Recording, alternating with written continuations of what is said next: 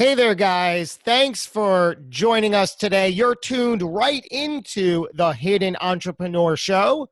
I am your host, Josh Cary. Do you ever find yourself asking the big question about life? Is this all there is?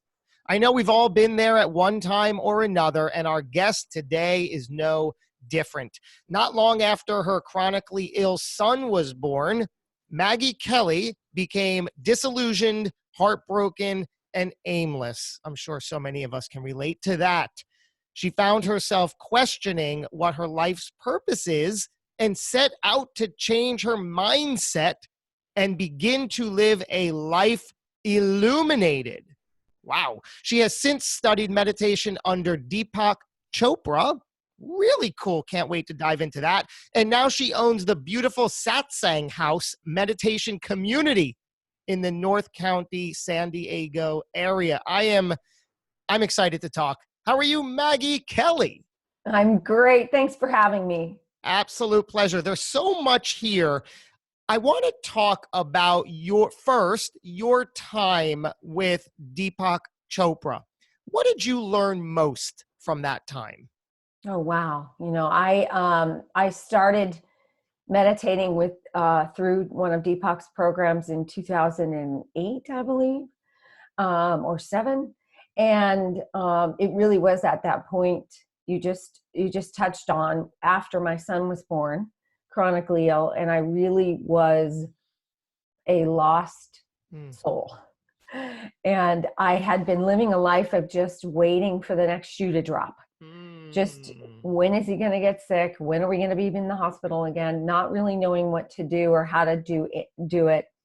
And being a real novice with the disease. And my son has cystic fibrosis.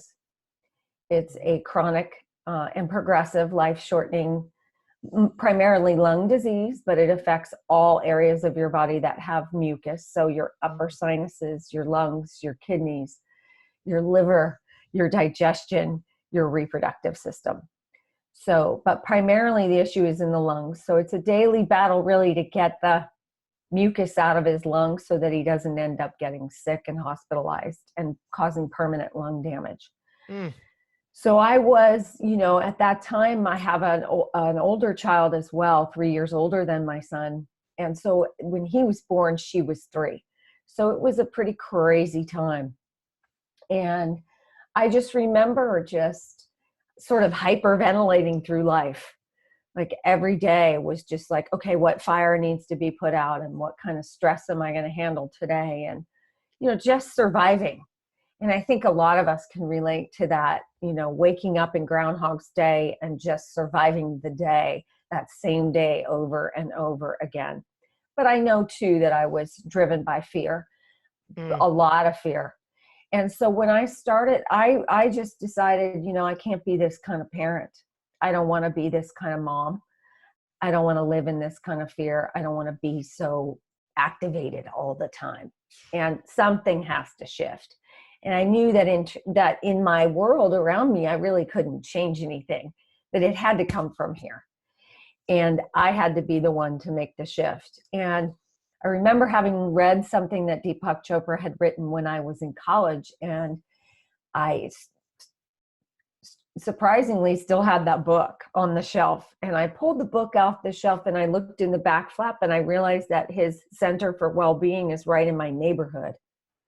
So I put myself into one of Deepak's courses, and within every course that Deepak teaches, he starts with teaching you meditation. And so that was my first experience with meditation.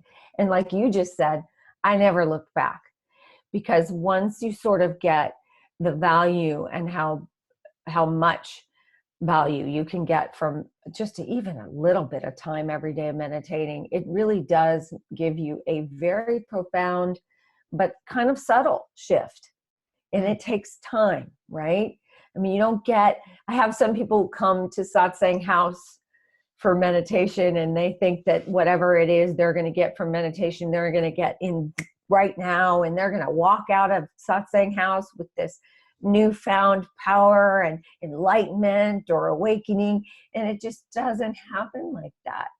You know what I say, on that note, I love that concept because what I've personally realized, especially through embracing daily meditation, and not only meditation, that's only one part of my daily life habits that keep me focused and going strong, is that in many ways I see it like I'm in recovery. And really, in so many ways, I am, right? Keeping these negative habits and thoughts and cycles at rest requires a recovery standpoint where, like you said, it's not just one and done or two and done. It's about daily, consistent application.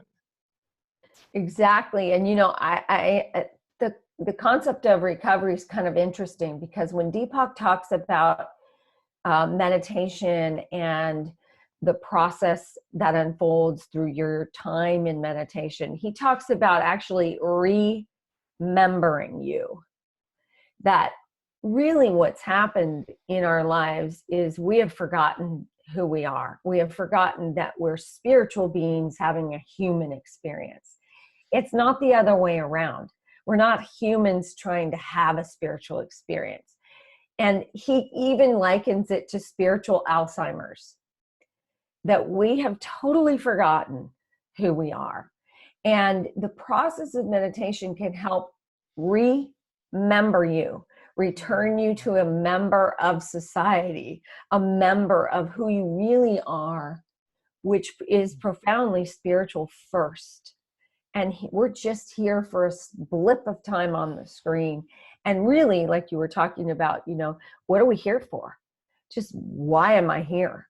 Am I here really to go through each day like a crazy person and just surviving the day in a state of fight and flight on an ongoing basis?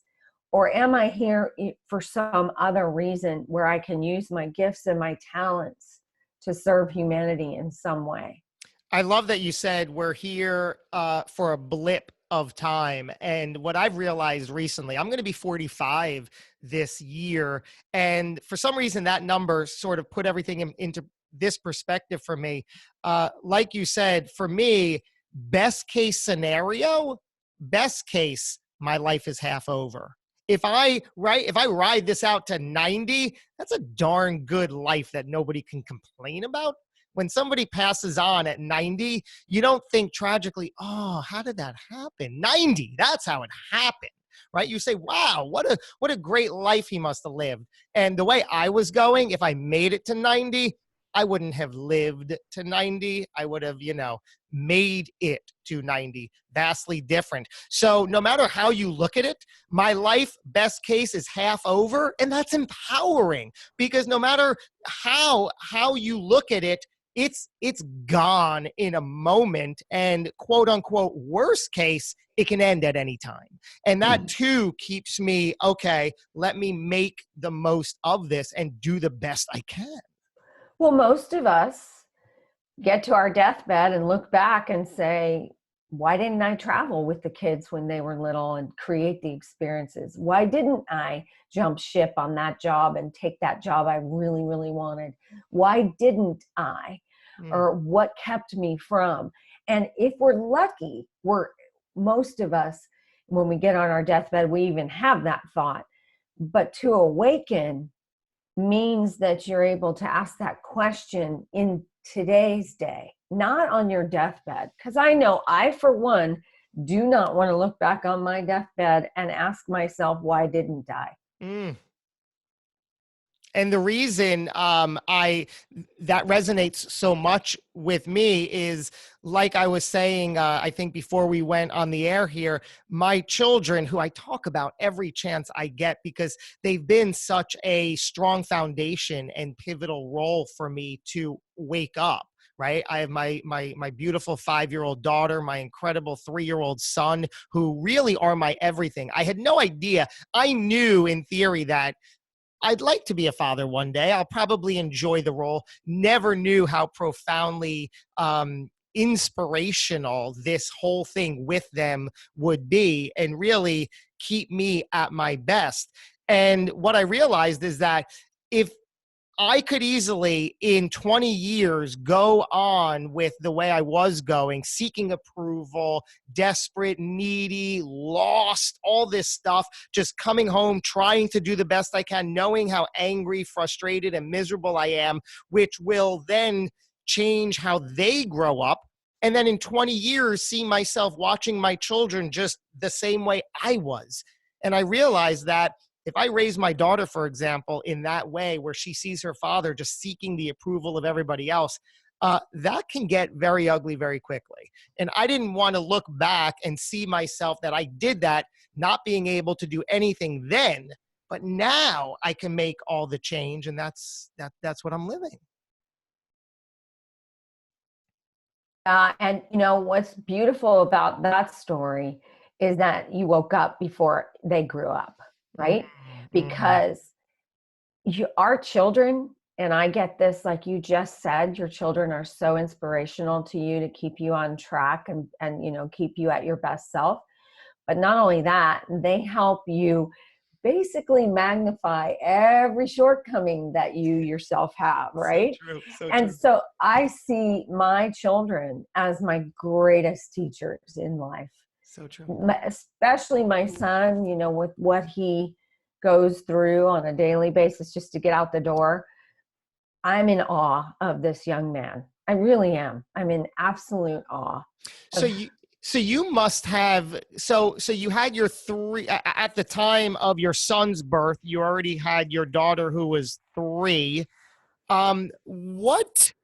What was your life? Because I love that you said, you acknowledged that you were waiting for the other shoe to drop, putting out fires, living in a state of fear and worry. I was there too. And that's just, it's so bad on so many levels, just physically, mentally, spiritually, emotionally. It's so terrible. What were you doing in life, outside of your children? What were you as a person doing, in the world at that time? Well, I had given up my job as a marketing executive for HBO and was a stay-at-home mom. And my job and my focus was the children. And I wanted it to be. And then we had this surprise component of chronic illness come into the fray. And I'm glad that I didn't have a job at that point, that I had to leave. Oh, so you had already left corporate world when you Yes. got the news. Interesting. What Yes. kind of a person were you prior to even his birth? You were just a go-getting employee?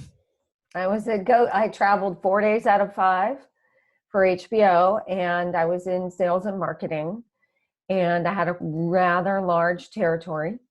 And I pretty much lived out of a suitcase in a hotel room, and I didn't have plants or animals because I was never home to care for them at the time. So I wasn't, but I was a lot younger, and because now my kids are 20 and 17. Oh, wow. Okay. So yeah, so I was a lot younger. I still have a ton of energy, and I'm still a crazy go-getter, and I'm, all that. But my energy is put into different places to basically expand what I know, what I've learned over the years to others, to give it away. Yeah. To give it away. I want to get, we're going to dive deeper into all of that as we move forward, but I want to take us back for a little bit. I want to learn more about you and how you got here to where you are today. Take us back to the very beginning, if you don't mind.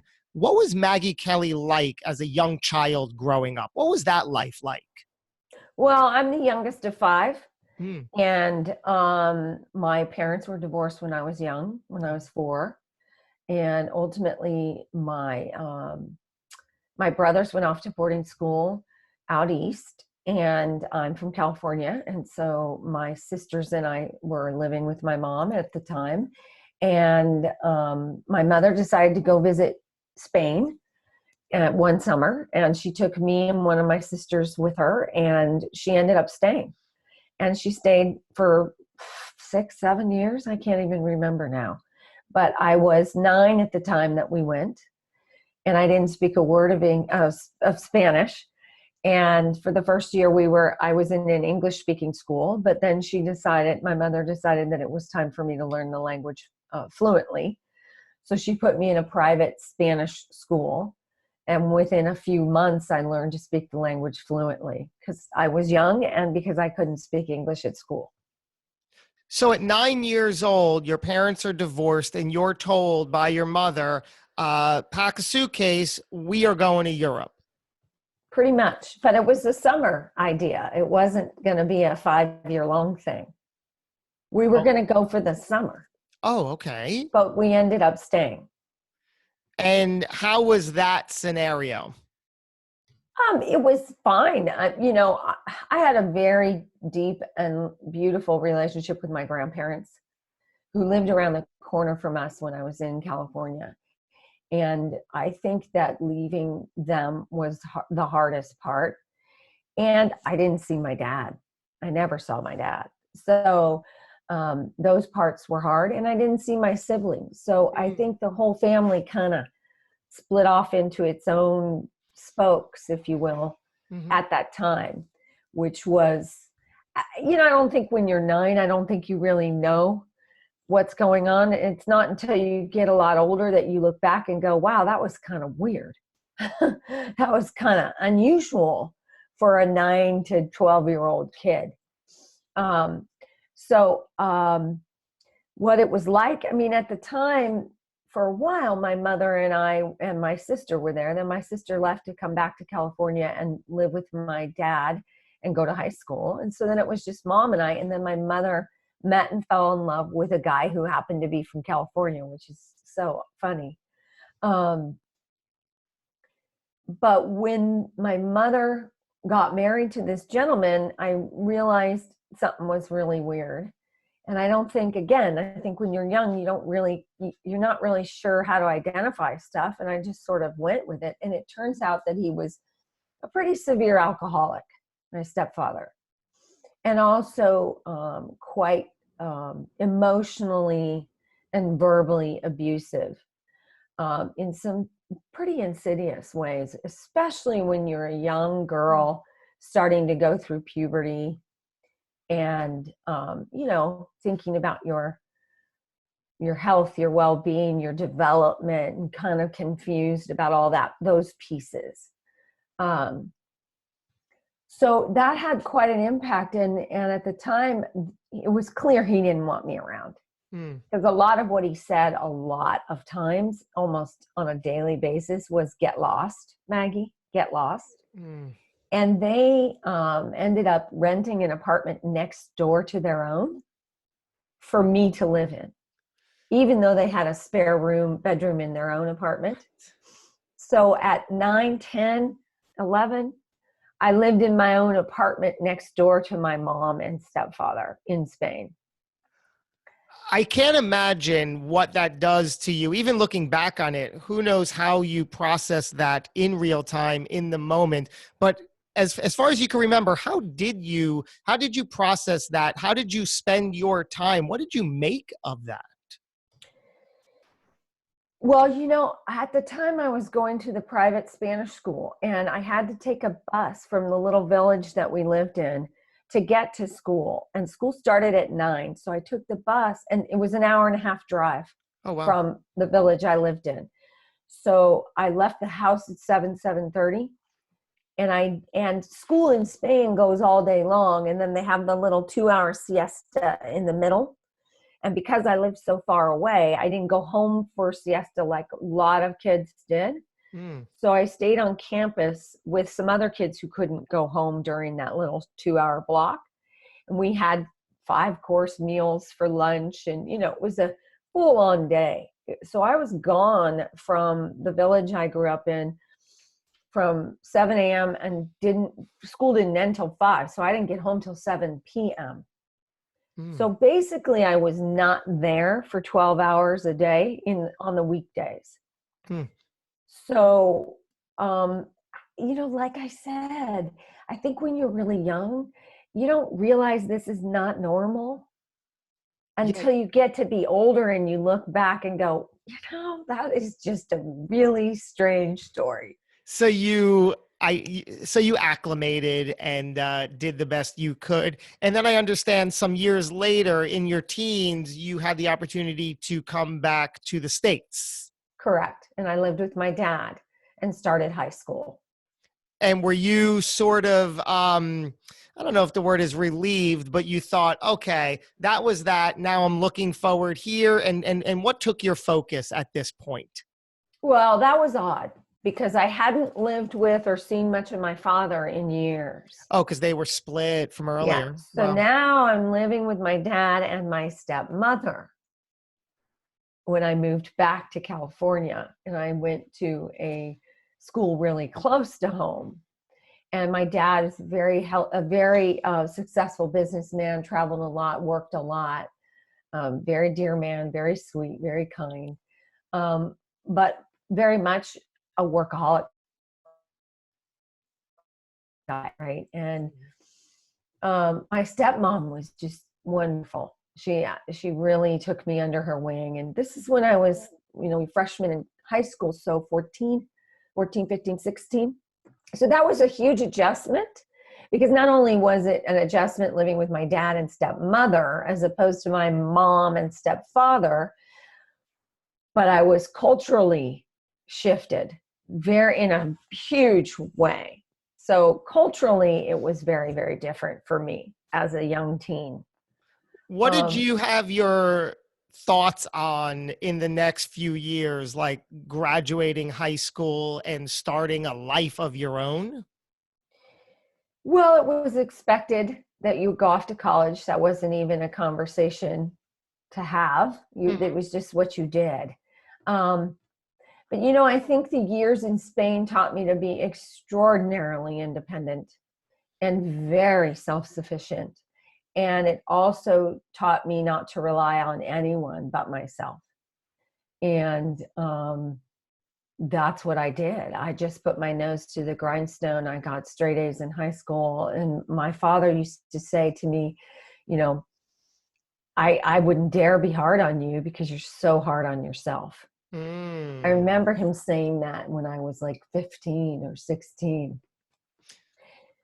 So I think that was a huge impetus, but then I also had that old conversation that was ingrained in my head that, get lost, Maggie. No one wants you around. And I remember too, when I used to say things with my stepfather around and sit there and talk with them, and he would say, "Oh, come on, Maggie." Like whatever I had to say wasn't important or wasn't worth listening to or wasn't right or whatever. So I really learned from an early age to just button my lip and to just focus on the task at hand and not really engage socially with much. And so that's who I really was in high school. I was a studious, straight A student that kept to myself. It's so amazing because I can totally relate, and I'm sure so many people listening could also relate to that. Whatever the external circumstance was, we just closed off.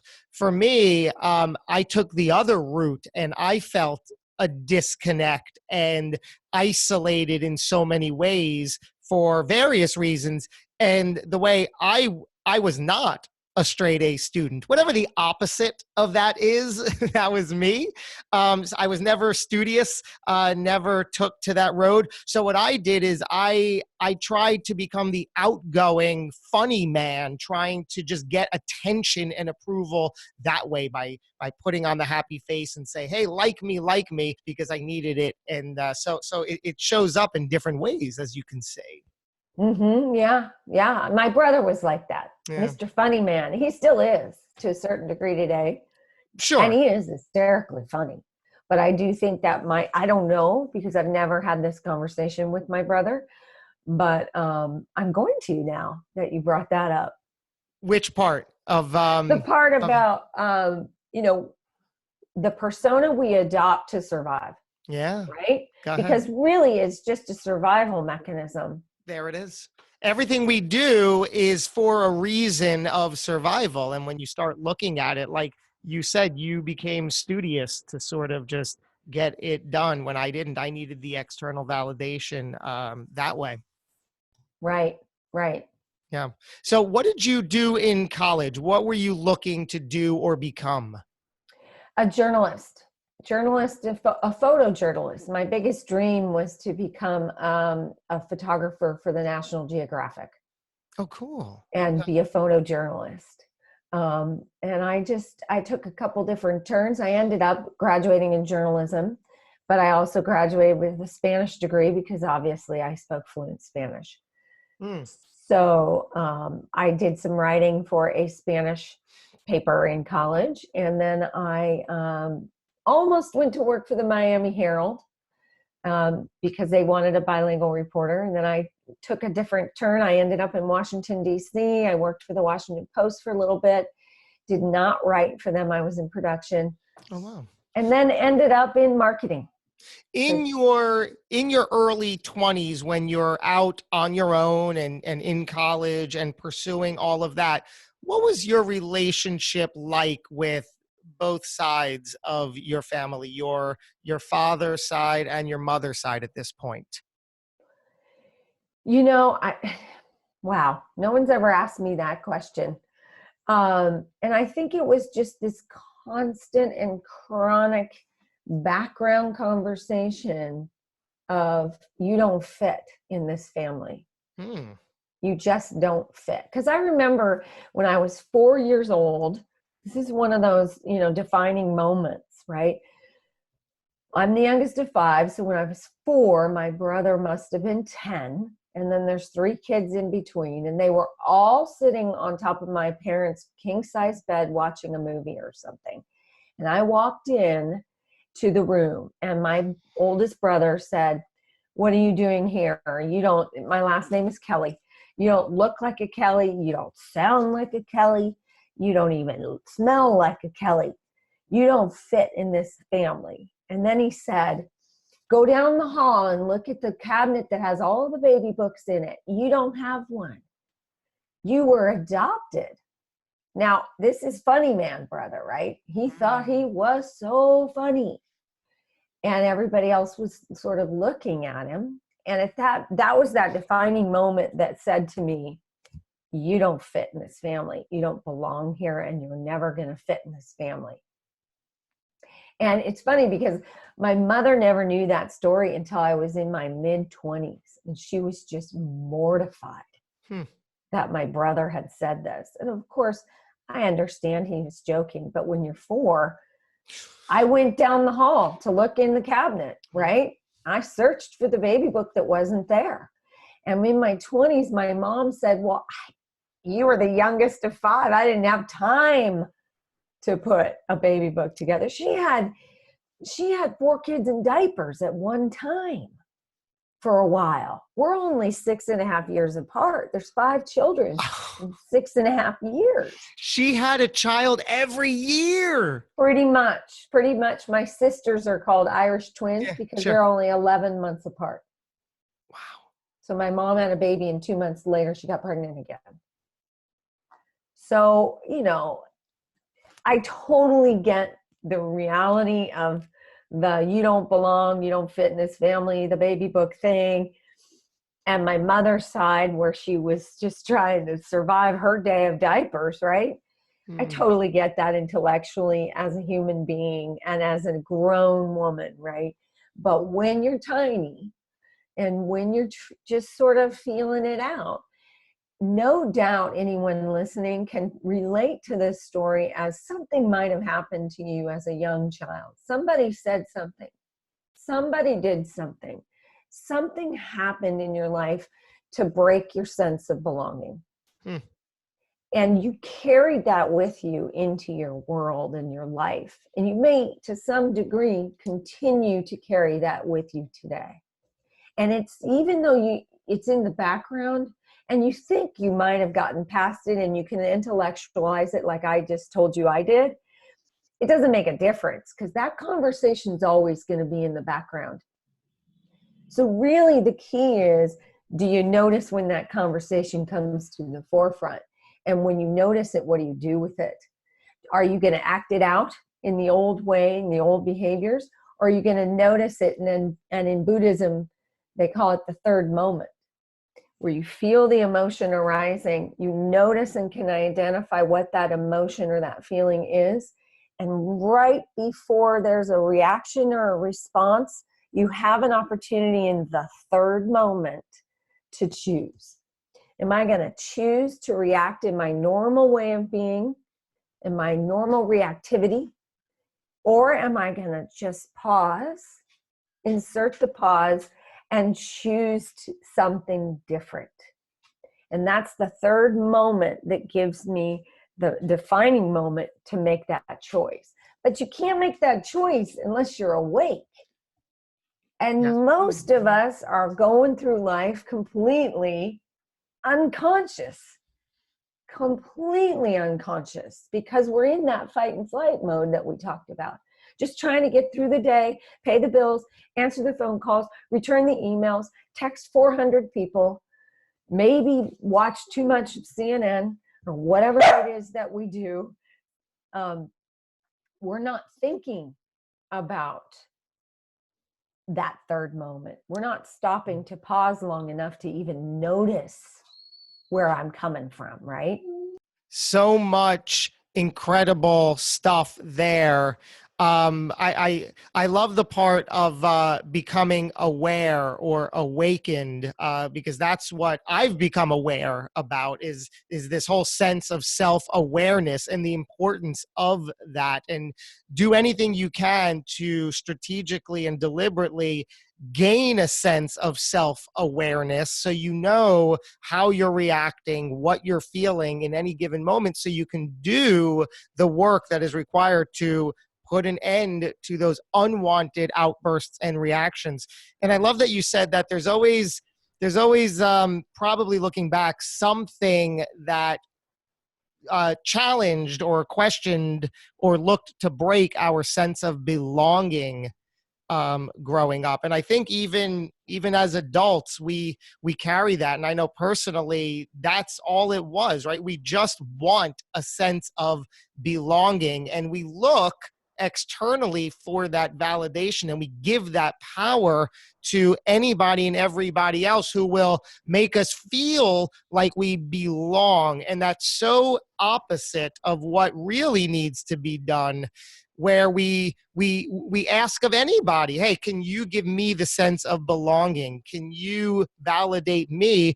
And looking back on who I gave that power to, it's so ironically funny because these aren't good people. These aren't people that I admire, like, look up to, want to participate in life with, but you just don't either know any better or have any other opportunity. So how does that work begin to gain a sense of your own belonging?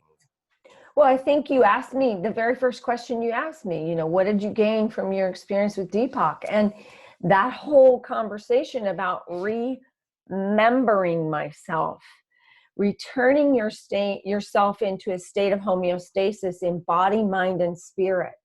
Most of us are, we're pretty good about, especially in California, eating properly and getting out to exercise and taking great care of our bodies for the most part, right? And getting out to the gym and all of that.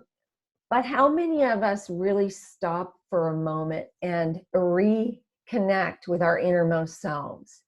And we can't do that because you just touched on it. We give our power away thinking that the external is where we can find happiness. And that's one of the biggest misperceptions of reality, right? I'm not going to find happiness in that new car or with a PhD behind my name or marrying that particular guy. That's not going to make me happy. And I think if we notice our own behavior and how we're always grasping and clinging and striving for the what's next, or I need to have the more, the different, and the better, right? It's my life gets run by more, different, and better. If I had more of this, or if things looked different, or if this was better, I'd be happy. Well, real happiness can't be attained out there. But the problem is that we are consumed by a commercial society that surrounds us to the point where we are bombarded with messages that say, you need this to be happy. There's not messages on the television that say, go find time to sit in nature for 10 minutes and reconnect to you.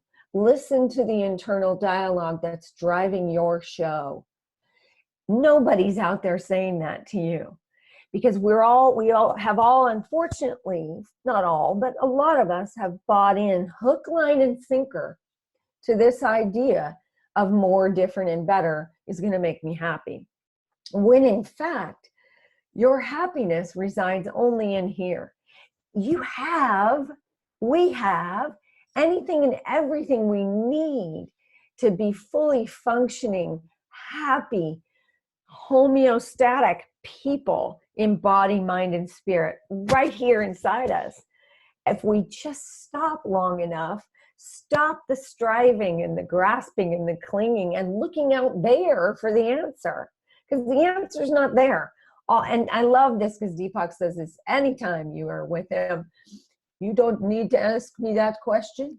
The answers are all inside you, right? So we think that we got to ask somebody else. We just have to ask this person right here. Yeah. And the way I could relate to that is all of my life, I would question, what do I have to do? How come people aren't responding? But I knew what I wasn't doing. I would just, put on this air of confusion to keep myself safe and protected so I can continue to get what I apparently wanted, which was this disconnect, because I wasn't feeling strong enough or confident enough, whatever those words are, to step into myself and say, what I knew all along are my strengths and my abilities and my things that I could be doing, which helped create this brand and this road I'm on to now say, F that noise, right? I'm doing it.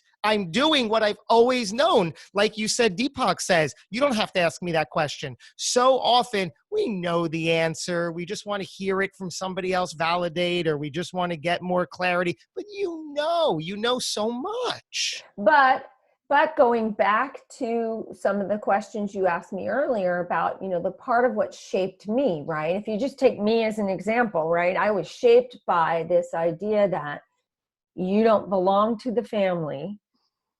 What you have to say isn't important and nobody wants to hear it. And by the way, get lost. So when you grow up inside of that conversation and you think that's what's going on, you think that's who you are, it's very difficult to hear what you just said. It's hard to hear, I'm a strong woman. I'm got my act together. I'm Correct. Organized. I'm a businesswoman. I'm brilliant. I'm whatever. Right. I'm not the problem. It's not about me, right? And so I love this idea of F that noise, because it really is about effing that noise, right? But it's also that extra layer deeper, right? Where you can get still with yourself and ask yourself the really profound questions that nobody ever asks, which is, who are you? What do you want? Whether it's spiritual, financial, emotional, physical. Do we ask ourselves that? How am I best suited to use my gifts and talents to serve humanity? What am I grateful for? I love it. Too often, instead of asking, what do I want? We ask ourselves, what is somebody else going to think? And then that brings us down the rabbit hole. What is somebody else going to think about this? How is this going to look? What are people going to say? Can't ask yourself those questions. Well, think about that, right? If you go back to my example, right? The not belonging, don't talk because nobody's listening. And by the way, get lost, right? Why would I come into my own power? How? Yeah. How That's a great question. I be able to come into my own power if those are the conversations in the background driving my show every day? Maybe I'm conscious of them, maybe I'm not. But that's the key, right? Is becoming conscious. finding that place where you can insert the pause and identify that third moment, and then choose powerfully which direction you're going to go in, because you're aware and you're conscious that these are the conversations in the background. Exactly. I want to take us to the birth of your son, because we know now we have this great picture of who you are, where you came from, where you are today, but now this middle ground. So life is for you in this, seemingly chaotic time, just as life would have it. You're a working woman, things are going along. Now you get the diagnosis. How do you process this? Wow. This was another giant defining moment, right, in my life. I'm sure all of us have more than one. And I was completely lost. This is where I started to notice that internally, because I had grown up so self-sufficient and so independent, and I got this, I don't need anybody, because God forbid I would want to need anybody, right? And have them shut down and tell me to get lost, right? So I had learned at an early age that I don't need anybody, I got this. And that's how I started to do this with my son. I got this, I don't need any help, I'm not going to reach out, I got it, I'm good, we're good. And inside, I was falling apart, because I would hold this little baby infant and just be so sad, because I know the process of cystic fibrosis is chronic, it's progressive, it's life-shortening, and there's no cure. And at the time he was born, the average life expectancy was 37. And so my head as a mom with this little infant is my heart was just dying that I would watch this young boy, this little baby, grow up and die before me. And the idea that he may not have children, and he may not go to college, and he may not live a long life, inside ripped me apart. I can only describe it as like a living grief. So anyone who's ever lost someone that they love, they understand grief. It comes in waves, and you can't predict it. And it just hits you maybe when you're driving on the freeway, it hits you in the shower, it hits you wherever. But I describe this experience early on, no longer, but early on, as a living grief, because this child is with you, but you're grieving all of the pictures you have of what your child's going to grow up to be, what their future's going to look like. Any parent out there knows what I'm talking about. You have a certain idea in your head that they're going to grow up and be fine and fly off to college, and you do your thing while they're young, and off they go. And that's the whole plan. And you become a grandparent, and life goes on, the picket fence and the whole perception. Took me a heck of a long time to get this part about I'm not in charge. I'm not in control of how this goes down. That I can't cure this boy. And I'm his mom. I'm supposed to have the answers. I'm supposed to know what to do. I'm supposed to have the right questions to ask the doctor every time we see him. I'm supposed to be able to keep him out of the hospital. Is that a liberating feeling at this point? It was when I got it. It took me a while to get it. And this is me going into meditation at this point and spending a few years in meditation, asking those questions. Who are you? What do you want? How are you how do you want to use your gifts and talents to serve humanity? To get outside my own self and realize that, first of all, this boy is not mine. He's on loan to me. And I only get him for as long as I get him. And whether it's that blip that you and I get to 90, or his blip is 25. He's only here for a blip, and so am I. And what there is for me to do is suit up and show up and do the very best that I can And that's all there is to do. I can't cure him. I can't change it. All I can do is fill the prescriptions, get on the phone with the insurance company, make sure he does his lung treatments, take him to the doctor every 3 months, sit by his bedside when he's in the hospital. Do what there is to do, and you would do for your own children, right? So my story's not any different. It just has a little twist, right? That I have to let go. I have to let go of being in control and thinking that I had the answers. And that's the part that was liberating, because I was holding on so tight to I'm supposed to have the answers. I'm supposed to know. I was like holding on like this death grip for dear life. And it just dawned on me one day, and just like hit over the head, like, oh, you dummy. You dummy. You thought you were going to control this? You thought you were in charge?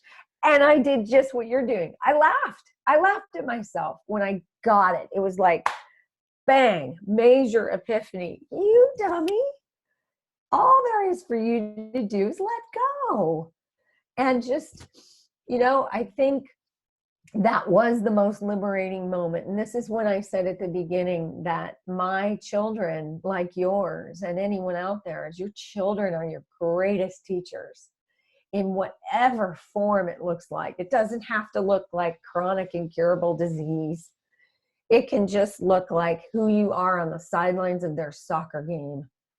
Are you cheering them on to just go for the throat and win at all costs and fighting with the other parents, like those silly things we see on the news and parents having fist fights over that? Or are you the kind of parent that is supportive and loving of every child on the field, including your own?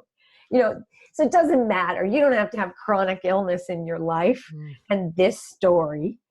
It's who am I? Who am I in the world? Do I want to be this person that is who I was, which was angry and pissed off and yelling at the doctors, yelling at the kids, even yelling at the dog, because I was driven by fear, 100 forms of fear, in just trying to control and manage something that I had no control over whatsoever?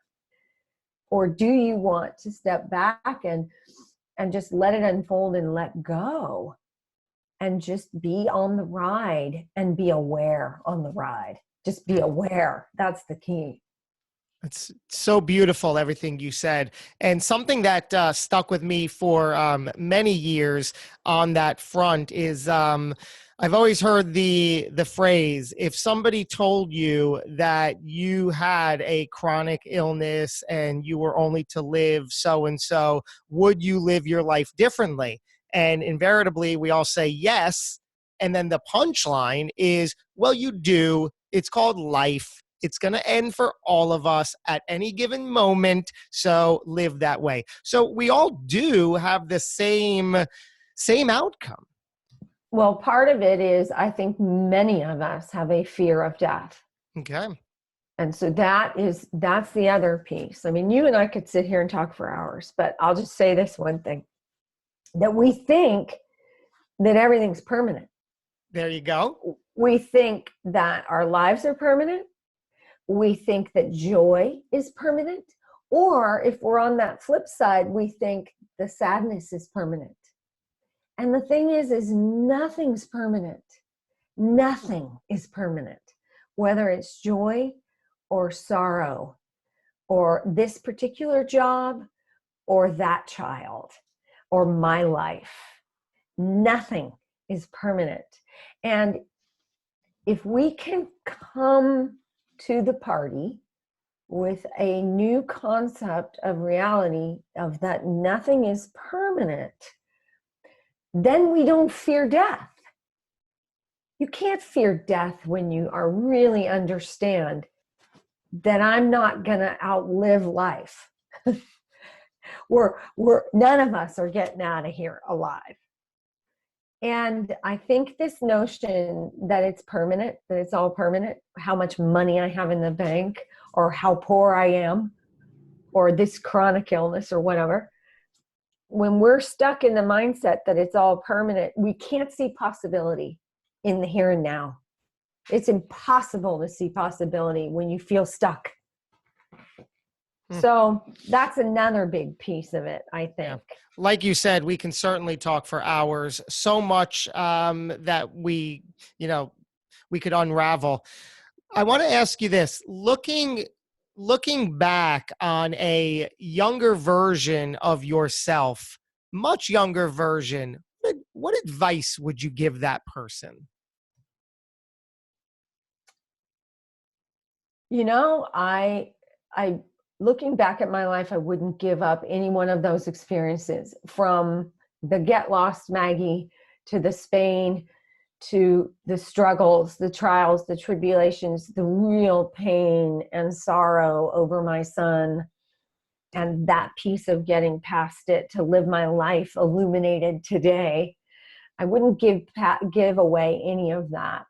What I would say, and God, if I was a teenager today, or in my 20s, 30s, or 40s today, I would say, wake up sooner, wake up now, start living your life consciously.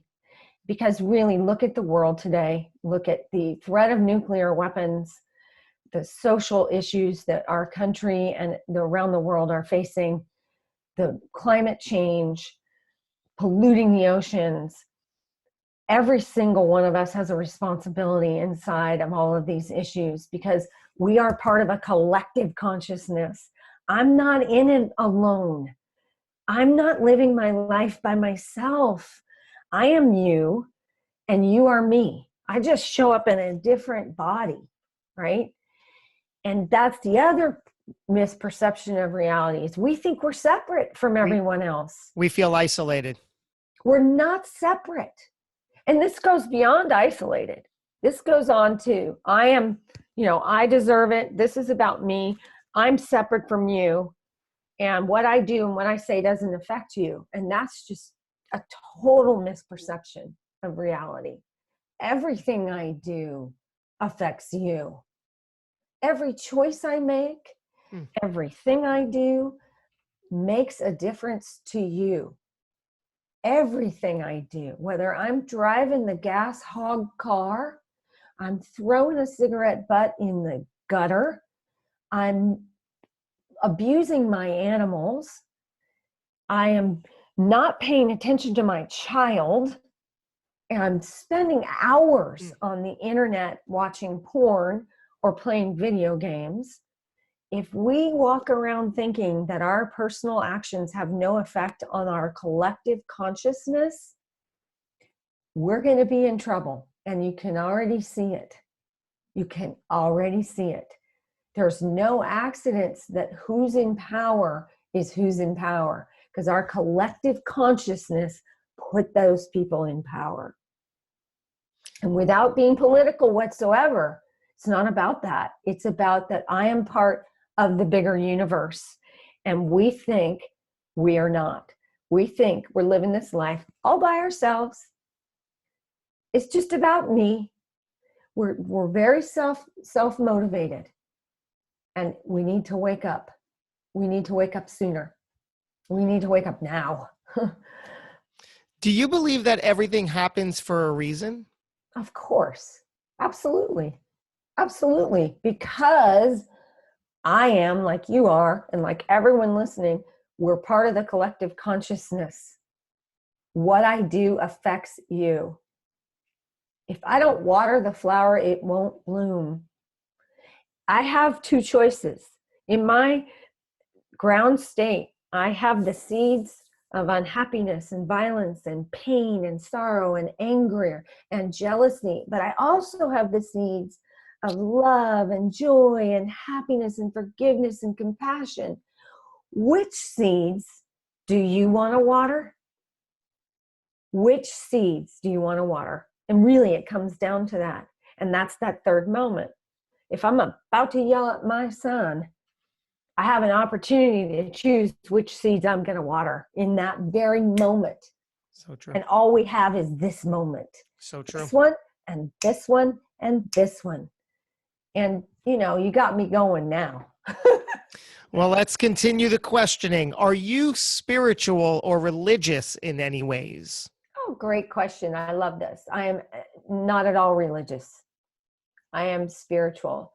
I believe that all religions have the very same fundamental purpose: bring compassion and love and humanity to one another. All religions are pretty much the same.